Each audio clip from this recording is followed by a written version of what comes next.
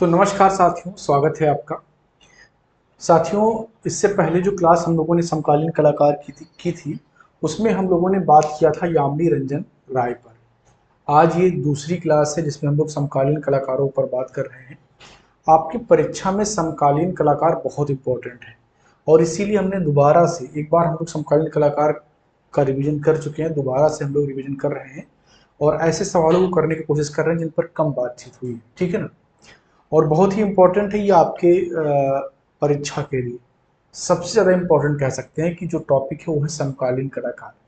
तो कल हमने यामिनी राय पर बात किया था, आज हम लोग नंदलाल बोस पर बात करने जा रहे हैं।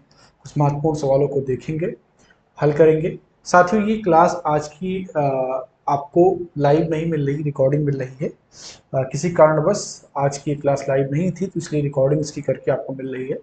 कल जो है फिर से हम लोग लाइव रहेंगे किसी अन्य कलाकार के साथ, लेकिन आपको सवालों के उत्तर उसी तरीके से देने हैं जैसे आप देते थे। मैं सवाल पढ़ूंगा, उसका उत्तर आप लोग देंगे, हम लोग डिस्कस करेंगे। ठीक है ना। तो पैटर्न आप लोग वही बना करके चलेंगे।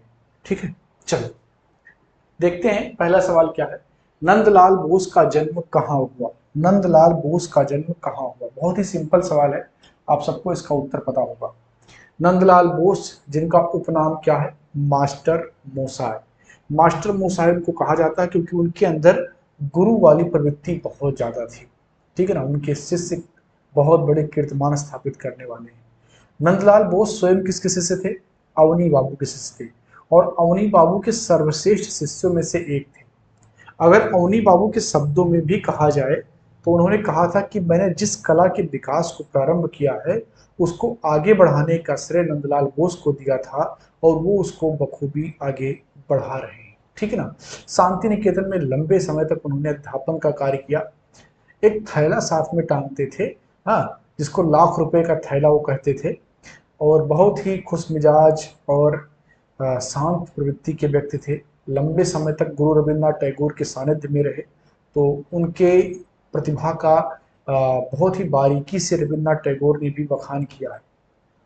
कई कला इतिहासकार नंदलाल बोस को रैफेल तक भी कहते हैं, भारत का रैफेल उनको कहते हैं।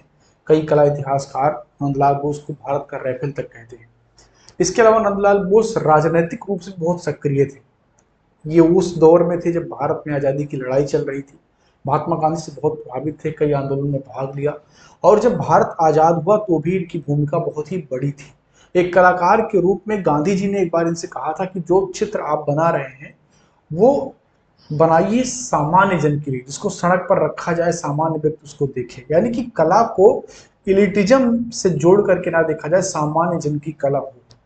गांधी जी के ही कहने पर उन्होंने कांग्रेस के कई अधिवेशनों के साथ सज्जा का भी काम किया था और जब भारत आजाद हुआ, भारत का अपना संविधान बना, तो संविधान के हर भाग में नंदलाल बोस का चित्र चित्रित है। ठीक है ना। और प्रस्तावना के प्रस्तावना में जो मूल संविधान का प्रस्तावना, उसमें जो चित्रांकन का काम किया गया वो नंदलाल बोस के शिष्य ने ही किया। तो कुल मिलाकर के नंदलाल बोस, जो हमारा भारतीय संविधान है, जो हमारा आइन है, उसको सजाने का काम भी नंदलाल बोस ने किया। ठीक है ना। तो ये परिचय ठीक ठाक है मास्टर मोसाई का। अब आगे बढ़ते हैं। सवाल है, नंदलाल बोस का जन्म कहाँ हुआ? मुंगेर में, कलकत्ता में, ढाका में या मुंबई में? तो सही जवाब क्या हो जाएगा? मुंगेर। ये तत्कालीन समय में ये जो है बंगाल का हिस्सा हुआ करता था, लेकिन ये वर्तमान में बिहार का हिस्सा है और यहीं पर इनका जन्म हुआ था 1882 ईस्वी में। 1882 ईस्वी में इनका जन्म हुआ था। कहीं कहीं पर 1883 लिखा मिलता है, ये डिबेट का विषय है, लेकिन 1882 आप मान के चलिए। अगर 83 मिलता है तो अब आप अपने हिसाब से उसको कर सकते हैं, कई किताबों में दोनों लिखा मिलता है। ठीक है ना। तो इनका जन्म हुआ था 1882 ईस्वी में। ठीक है ना। कहाँ पर? मुंगेर में हुआ था। अगला सवाल देखेंगे हम लोग। बोस ने कलकत्ता आर्ट कॉलेज में कब दाखिला लिया? बोस ने कलकत्ता आर्ट कॉलेज में कब दाखिला लिया? 1903 ईस्वी में, 1905 ईस्वी में, 1908 ईस्वी में या 1911 ईस्वी में? नंदलाल बोस ने कलकत्ता आर्ट कॉलेज में दाखिला कब लिया? तो नंदलाल बोस बचपन से ही कला प्रेमी जो है थे और कला के प्रति उनका रुझान था। ये बात उनके घर वाले जानते थे, उनके पेरेंट्स जानते थे। हालांकि उनके पेरेंट्स चाहते थे कि वो साइंस, हाँ, के क्षेत्र में आगे बढ़े, लेकिन इंजीनियरिंग के क्षेत्र में आगे बढ़े, लेकिन उनकी रुचि तो कला में थी और उनके जो भाई हैं वो इस चीज़ को जानते थे। तो उन्होंने सपोर्ट किया नंदलाल बोस का और उनको कला की तरफ जो है आगे बढ़ने का उन्होंने कहा कि आप आगे बढ़िए और कला क्षेत्र में ही आपका जो है विकास होगा। तो उन्होंने कला में आगे बढ़ने के लिए क्या चुना, कलकत्ता आर्ट कॉलेज को चुना और 1905 में कलकत्ता आर्ट कॉलेज में आकर के जो है वो दाखिला ले लेते हैं। साथियों जब मैं सवाल कर रहा हूँ तो तुरंत आप लोग उसका जवाब चैट बॉक्स में दे दिया करिए, ठीक है ना। ये लाइव नहीं है लेकिन फिर भी लाइव जैसा ही आपको फील करना है, हाँ, क्योंकि बाकी सारी क्लासेस तो लाइव ही होने वाली है। आज किसी कारणवश से लाइव नहीं हो रहा है लेकिन आपको जवाब बिल्कुल उसी तरीके से देना है, ठीक है ना। तो बोस ने कलकत्ता आर्ट कॉलेज में कब दाखिला लिया, 1905 ईस्वी में, ठीक है ना। आगे बढ़ेंगे। बोस ने कलकत्ता आर्ट कॉलेज में प्रवेश हेतु कौन सा चित्र दिखाया था। बोस ने कलकत्ता आर्ट कॉलेज में प्रवेश हेतु कौन सा चित्र दिखाया था। विकल्प क्या क्या है आपके पास, रिटर्न ऑफ बुद्धा, अरहर का पौधा, महाश्वेता या इनमें से कोई नहीं। साथियों कलकत्ता आर्ट कॉलेज कोई आपके आसपास के मॉन्टेसरी स्कूल जैसा नहीं था कि मुंह उठाए अब इस स्कूल में नहीं उस स्कूल में पढ़ेंगे, अपना बैग टांगे पहुंच गए फीस लेकर के कि हम यहीं पर पढ़ेंगे, ऐसा नहीं था। कलकत्ता आर्ट कॉलेज में जल्दी एडमिशन मिलता नहीं था। हाँ, बहुत सारे लोग चाहते थे कि उनको ईवी हैबल, अवनींद्रनाथ टैगोर इनका सानिध्य मिले, लेकिन इतना आसान नहीं था। जैसे आप अभी दुनिया की जो बहुत ही अच्छी यूनिवर्सिटीज हैं वहाँ पर एडमिशन लेना आसान नहीं है। आप बहुत अच्छे स्कॉलर होने चाहिए, आपकी एक्सेस वहाँ तक होनी चाहिए, तब जाकर कहीं पर एडमिशन मिल पाता है। तो कलकत्ता आर्ट कॉलेज भी ऐसे ही था। बट नंदलाल बोस में अद्भुत प्रतिभा थी। नंदलाल बोस जब एडमिशन लेने गए तो उन्होंने अपना एक पेंटिंग दिखाया, किसको, ए बी हेबल साहब को, और वो पेंटिंग थी महाश्वेता। उस पेंटिंग को देख करके हेबल साहब ने पहचान लिया था कि ये बहुत ही महान चित्रकार बनने वाला है और उन्होंने दाखिला दे दिया। उस समय ईवी हेबल कलकत्ता आर्ट कॉलेज के प्रिंसिपल थे और वाइस प्रिंसिपल थे अवनी बाबू यानी कि अवनींद्रनाथ टैगोर। ये दो महान व्यक्ति जो है उस समय कलकत्ता आर्ट कॉलेज में थे और उन्हीं के सानिध्य में नंदलाल बोस ने कला की पढ़ाई को अपने आरंभ कर दिया, ठीक है ना। महाश्वेता, तो महाश्वेता उन्होंने दिखाया था। अगले सवाल पर आएंगे हम लोग। बोस ने किससे जापानी स्याही पेंटिंग सीखा था। बोस ने किससे जापानी स्याही पेंटिंग सीखा था। बहुत ही अच्छा सवाल है, शायद ही आपको इसका उत्तर पता हो। हिसिदा, हिसिदा, अराई कैंपो, ओकापुरा या इनमें से कोई नहीं। तो साथियों अपनी कलकत्ता आर्ट कॉलेज में पढ़ाई पूरी करने के बाद में नंदलाल बोस का ज्यादातर समय बीतता था गुरु रविंद्रनाथ टैगोर के आसपास, ठीक है ना। अपनी पढ़ाई कंप्लीट करने के बाद में जब लेडी हरिंगम भारत आई थी तो अवनींद्रनाथ टैगोर के कहने पर वो जाते हैं, अजंता की आकृति बनाने में उनकी मदद करते हैं। और गुरु रविंद्रनाथ टैगोर के सानिध्य में होने के कारण जो विदेशी लोग उनके पास आते थे उनसे मिलने का मौका नंदलाल बोस को मिलता था। तो एक जापानी कलाकार जिसका नाम है अराई कैंपो, ये सुलेखन में, हाँ, कैलीग्राफी में बहुत ही माहिर व्यक्ति था। तो इससे बारीकियां सीखने का मौका मिला, किसको, नंदलाल बोस को। और इसकी वजह कौन थे, गुरु रविंद्रनाथ टैगोर। गुरु रविंद्रनाथ टैगोर के सानिध्य में रहते थे तो बहुत ही बड़े बड़े कलाकार दुनिया भर के उनसे मिलने आते थे। गुरु रविंद्रनाथ टैगोर की ख्याति पूरी दुनिया में हो चुकी थी, विशेषकर जब उनको नोबेल पुरस्कार 1913 में मिल गया था, ठीक है ना। तो अराई कैंपो है जिनसे इन्होंने स्याही पेंटिंग सीखी थी। नंदलाल बोस ने अराई कैंपो से सीखी थी। ये 1916 में गुरु रविंद्रनाथ टैगोर से मिलने आए थे और वहीं पर जो है इनकी मुलाकात नंदलाल बोस से होती है, ठीक है ना। मुझे उम्मीद है कि आप लोग इसका उत्तर दे रहे होंगे, ठीक है ना। अच्छा, आगे बढ़ेंगे। अगला सवाल है, बोस कला भवन में किस वर्ष तक अध्यक्ष रहे। बोस कला भवन में किस वर्ष तक अध्यक्ष रहे।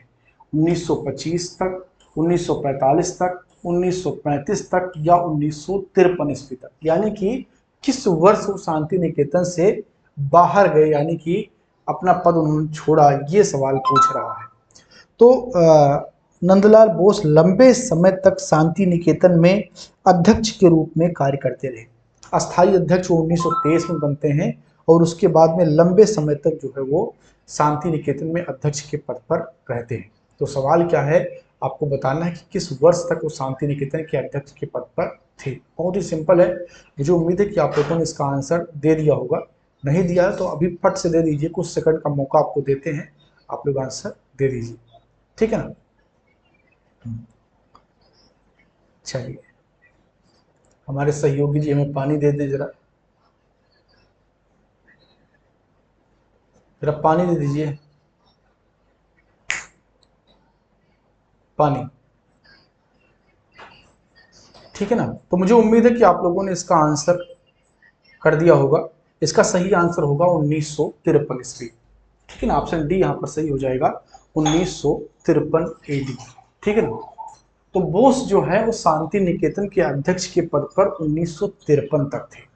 1954 में इनके पास ऑफर आया था ललित कला अकादमी का अध्यक्ष बनने का, लेकिन इनका स्वास्थ्य ठीक नहीं रहता था, तो इन्होंने ये ऑफर सप्रेम, सहृदयता और बड़े ही एक तरीके से कृतज्ञता के भाव से उन्होंने कहा कि मैं ये नहीं कर पाऊंगा, अब मेरा स्वास्थ्य, मेरा जो है शरीर इस काम के लिए इजाजत नहीं देता है, तो उन्होंने ये ठुकरा दिया था।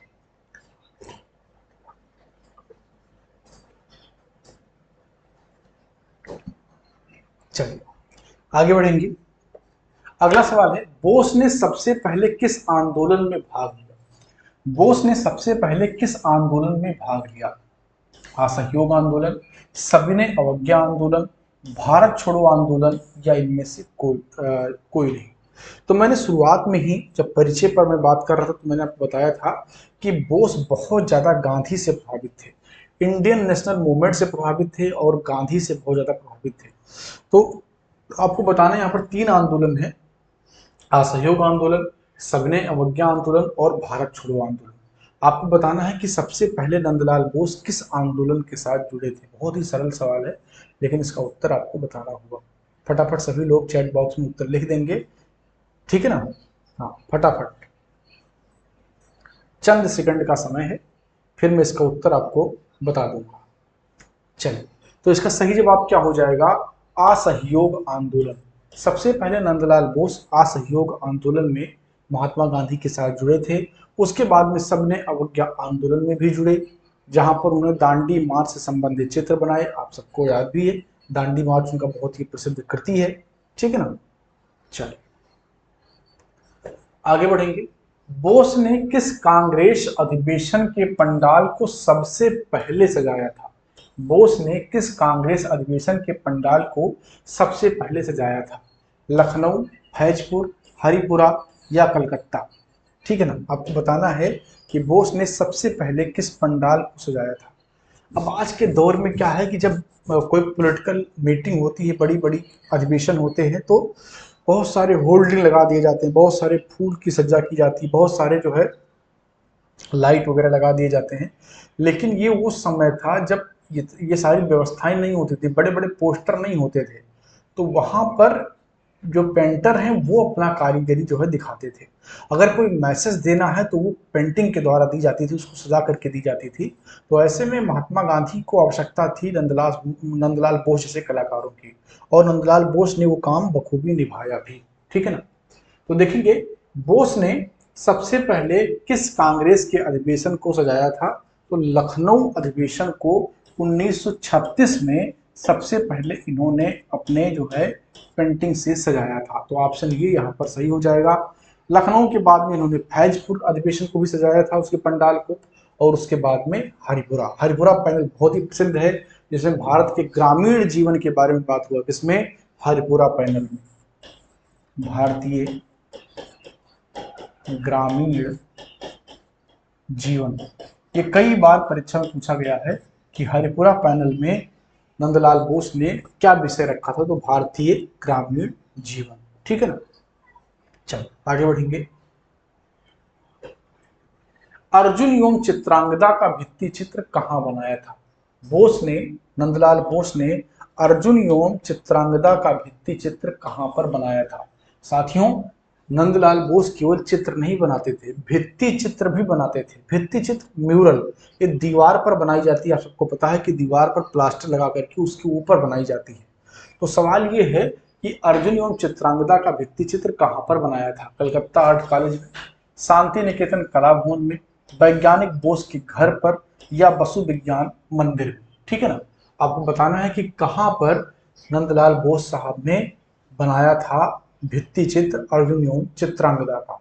बहुत ही सरल सवाल है, मुझे उम्मीद है कि अब तक आप लोगों ने आंसर कर दिया होगा। सही आंसर क्या है? शांति निकेतन के कला भवन में। ऑप्शन बी यहाँ पर सही हो जाएगा, शांति निकेतन के कला भवन में। ठीक है ना, चलो आगे बढ़ेंगे। जलता देवदार एवं नटीर पूजा का भित्ति चित्र कहाँ बनाया था? जलता देवदार एवं नटीर पूजा का भित्ति चित्र कहाँ पर बनाया था?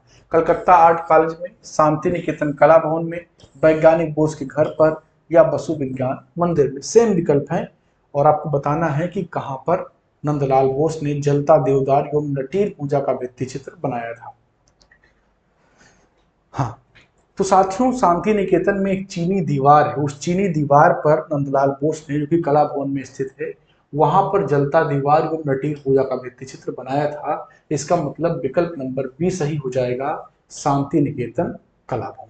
शांति निकेतन कला भवन में ही जो है नंदलाल बोस ने जलता देवदार व नटीर पूजा का भित्ति चित्र बनाया था। ठीक है ना, लंबे समय तक शांति निकेतन में थे, आपको पता ही है। तो शांति निकेतन से संबंधित जीवन के इनके बहुत सारे ऐसे उदाहरण देखने को मिलते हैं। ठीक है ना, चल आगे बढ़ेंगे। बोस ने कीर्ति मंदिर के राजप्रसाद को भित्ति चित्रों से किस वर्ष सजाया था? 1933 में, 1924 में, 1942 में, या 1943 में? बताइए। बोस ने कीर्ति मंदिर के राजप्रसाद को भित्ति चित्रों से किस वर्ष सजाया था? 1933, 1924, 1942 या 1943? बहुत ही सरल सवाल है और ये भी भित्ति चित्र से ही संबंधित है।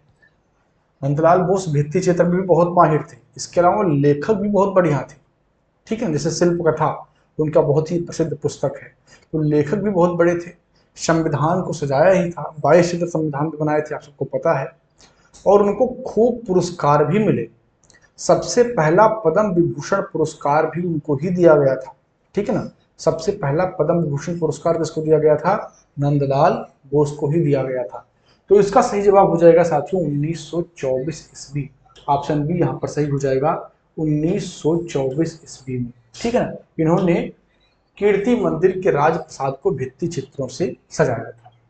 ठीक है, चलो तो ये थे साथियों 10 सवाल जो आपके कंप्लीट हो गए। 10 ही सवाल हमने लिए थे। आज किसी कारण बस लाइव क्लास आपकी नहीं हुई, तो इसलिए आपको रिकॉर्डिंग देखना पड़ रहा है। कल हम लोग लाइव करेंगे किसी अन्य कलाकार के साथ में।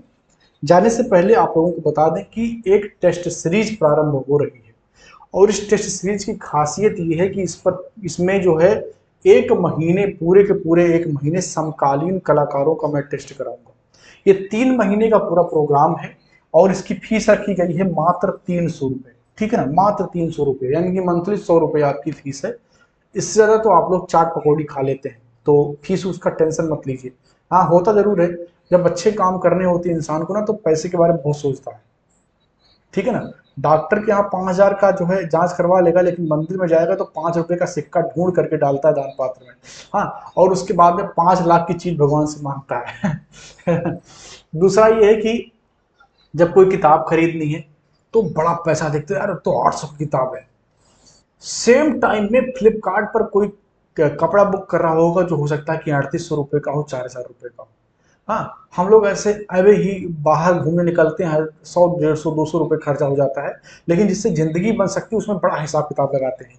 तो साथियों बहुत हिसाब किताब उन चीज़ों में ना लगाइए जिससे आपकी ज़िंदगी बनने वाली है।